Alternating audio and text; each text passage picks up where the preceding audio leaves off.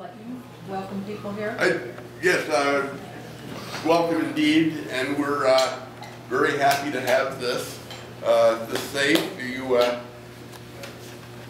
couldn't believe the comedy of errors we went through to get this thing off of the truck and into here. I think it was just a matter of maybe bad planning or something. We probably should have had Dee here to give us an idea how to get it. Anyway, we got it all in. We had to refinish it all very nicely, but they really did a nice job, and we're really happy to have the thing here and the spike to put in. And thank you all for coming to join us. I'll back off since I didn't really have all that much to do with this. Let me just thank a few people and explain this hole right here. We have decided that that's a bullet hole. And it was a robbery attempt. And it failed because it was obviously bulletproof.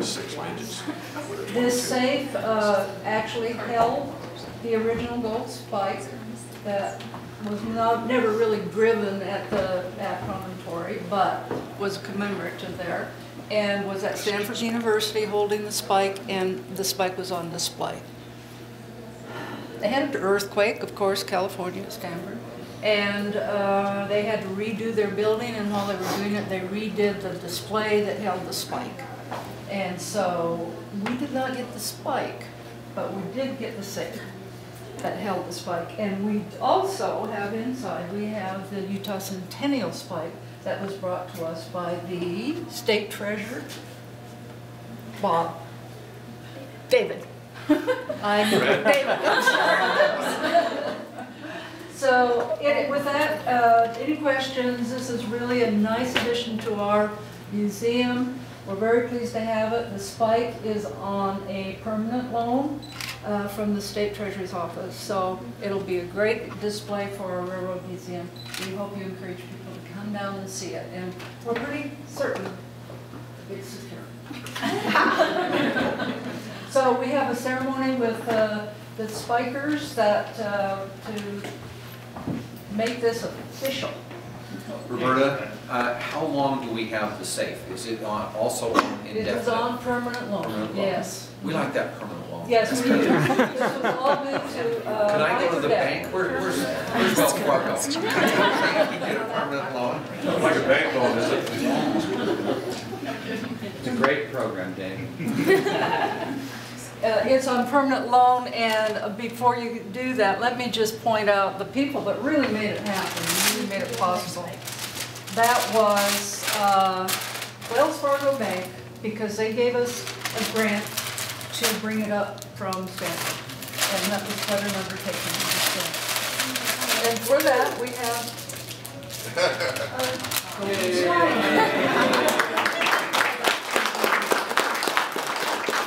and then we have the Utah State Treasury, whom I just been introduced as Bob, who is truly David. Thank you very much. Thank you.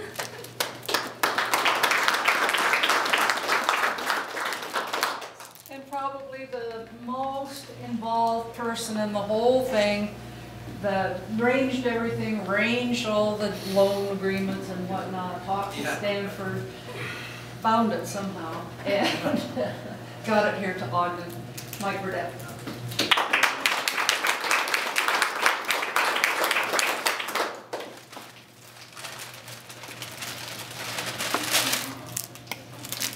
Dee's keys, where's Dee? Oh, Dee is a magic man with a lock and a key. And so we had Dee come in and do a lot of work on this, got the insides fixed, figured it out, and got a new key here and redid the whole thing for us inside the guts. Dee does a lot for Union Station, and we're really, really pleased to have him here.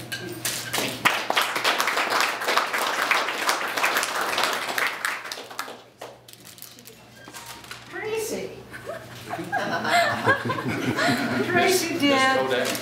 Tracy does, she is a jack of all trades and an expert in some. She helped with the lettering, the putting up the plaque. She helps with just about everything we do here. And so this is a small honor, but it is chocolate. Thanks so much.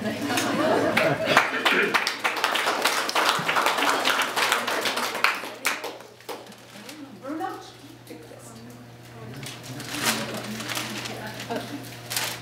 Okay, and so we have two other people. Bruno, who did the beautiful paint job and the pinstriping on it, and restored, did some hammering, cleaning it up. And then our favorite group, the Hostler Model Railroad group, who came along and said, oh, we need to have this spike here for permanent. And so they offered to pay for the insurance, the yearly cost of the insurance. So, John Grubb's here for that. who's here? John Grubb. John! I'm gonna hide over here. No, you're not. Step up and take your medicine. John, you probably didn't know about that. Mike came in here over the weekend and he got the spike. And I did. It was wonderful. He had to clear it with me. Okay. It says Bruno on it, but we need it for you. Oh, thank you. We have a good reputation. I turn it over to you guys. Well, just on behalf of the chamber and the Spikers, we appreciate the opportunity to be here. We obviously take a keen interest in what happens here. We relate our own terminology to the Golden Spike, and hence the name the Spikers. Our executive committees, head Gandy dancer, vice head Gandy dancer, timekeeper, and ticket agent. These are names that we've taken from the railroad, obviously, and we appreciate the heritage and what this brings to the community. And again, we just appreciate the opportunity to be a part of this and share this this fun time with you. I'm going to turn the time over to Dave. He's the chairman and CEO of the Ogden Weaver Chamber, and just give him a few minutes. Thank you very much, Scott. Scott said it very well. The Chamber takes serious our heritage in the community, and certainly the railroad has been a great part of that heritage. I was looking over here at all these, the schedule and all those things that were so unique. We had literally thousands of people who would come and go from Ogden in a day in the history of this station and its predecessor. And we're proud to be part of that. Each year we work to try to make things happen. I also have the privilege of serving on the Crossroads of the West Committee with Roberta and others in the community in getting funds that we can help upkeep with the upkeep and improvement of this great facility. This is a great and monumental time. We have a great keepsake in the real sense of the word, keepsake for us. And so I commend, and the Chamber recognizes and supports all of those. And as you know, whenever anything happens, it's always people. Anything good or bad happens, it's always people that make it happen. And so we appreciate this great team, folks here that are part of all the organizations that support the Union Station and our railroad heritage. Today we are a new Crossroads of the West, and we see many new companies coming in. Perfect example of that is our friends at Hershey, who are now in Ogden because we are the Crossroads. They distribute chocolate, the best thing in the world, my favorite vitamin, to every place in the western United States. And they chose it because of its central location and the great workforce that we have here. So I think as we see these new companies come into the community, they're coming for the same reason that companies came years and years ago, and that's the transportation and the wonderful people that we have to get the work done. So again, the Chamber commends you and the team here. We appreciate Wells Fargo and their great support for our community, and that little extra financial help really makes a big difference. So thanks to everyone.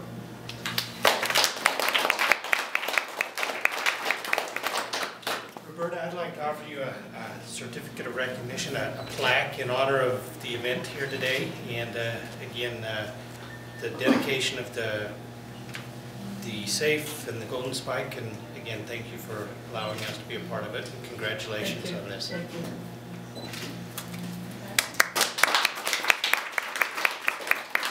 I would just like to note that the reason we selected this day for this celebration is this is the day in 1869 that the first locomotive from the Union Pacific came to Ogden, significantly before the May 10th arrival out at Promontory. It's a long trip out there. So that's why we selected this, and we thank you very much.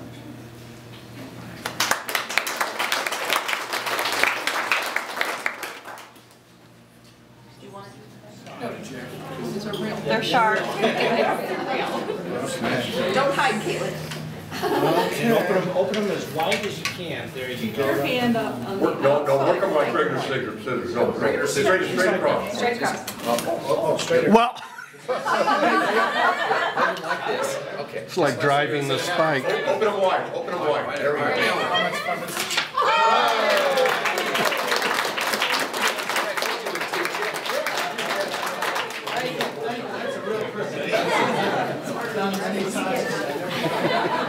That was a second. Now, just close that door to show the Wells Fargo name on there. Appreciate Wells Fargo. This all started about 35 years ago when I think it was the chamber that used to bring the actual gold spike to Ogden. I mean, before you guys were Definitely, involved. But one of the dentists in our little group there was in charge of getting the spike back to Stanford University. And they were trying to save money. And I happened to be going to San Francisco for summer camp with the reserves. And he said, would you mind taking the spike back to Stanford? Well, absolutely not. But the deal was it had to go by train. Well, the Army would pay for my train trip.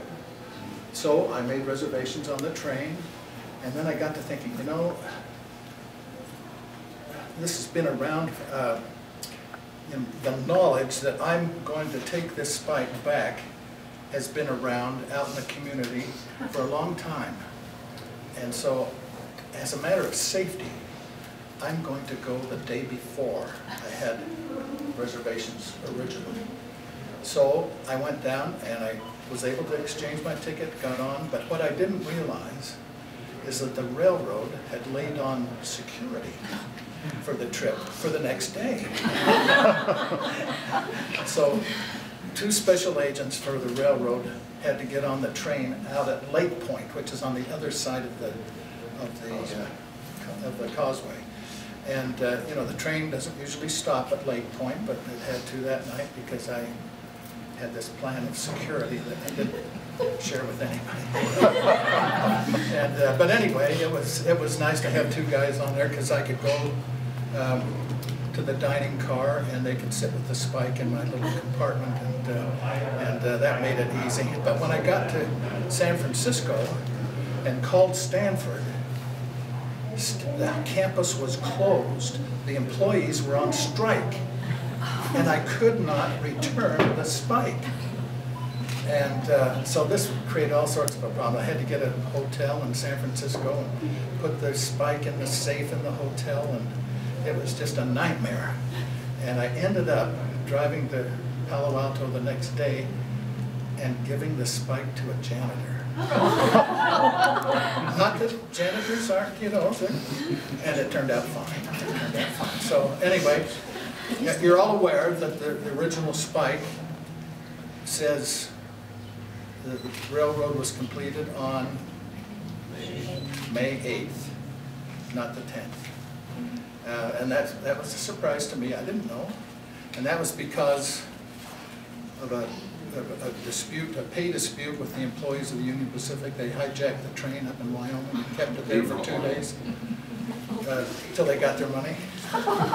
And so anyway, that was something I learned. Well, periodically over the years, I check back to see how the spike was doing. And at first it was displayed in this safe. And then the last time I went down, it wasn't displayed in the safe. It was displayed in a little table, little oak table with a glass top, just sort of like those display cases over there. And I asked him what had happened to the safe. And just in a storeroom, so we worked out the deal to bring it to Ogden and display our centennial spike. Well, I just wanted to share that with everybody because I thought it was kind of unique, and this is the fruition of about 35 or 40 years. Thanks.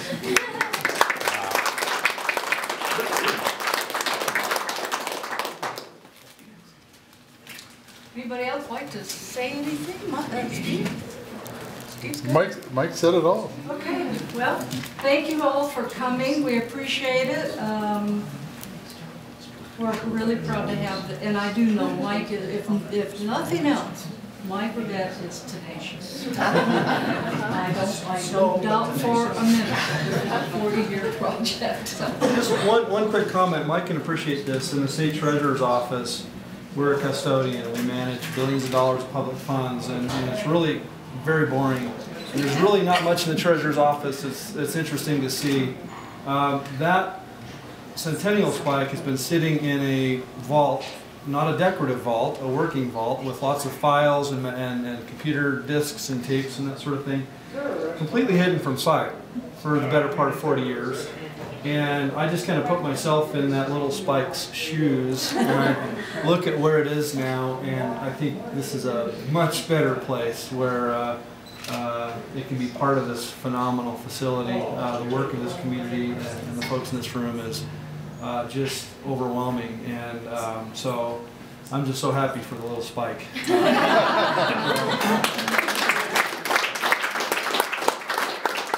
tell you one other thing that hasn't been brought out yet, and that is that this spike was commissioned by the state.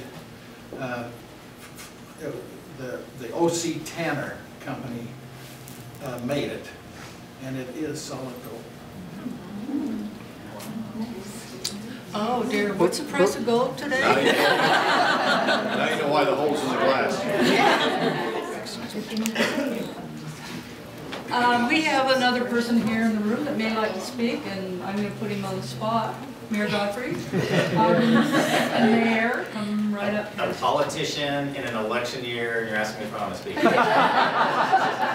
Please. I really don't have anything to add other than my gratitude for all of you. I mean, who would have known all of this rich history, but for a group of passionate citizens who have tracked this and pulled all this together. So my gratitude to you for continuing to keep the history of this great town alive and in the forefront and bringing new pieces of our past to the present. So thank you all.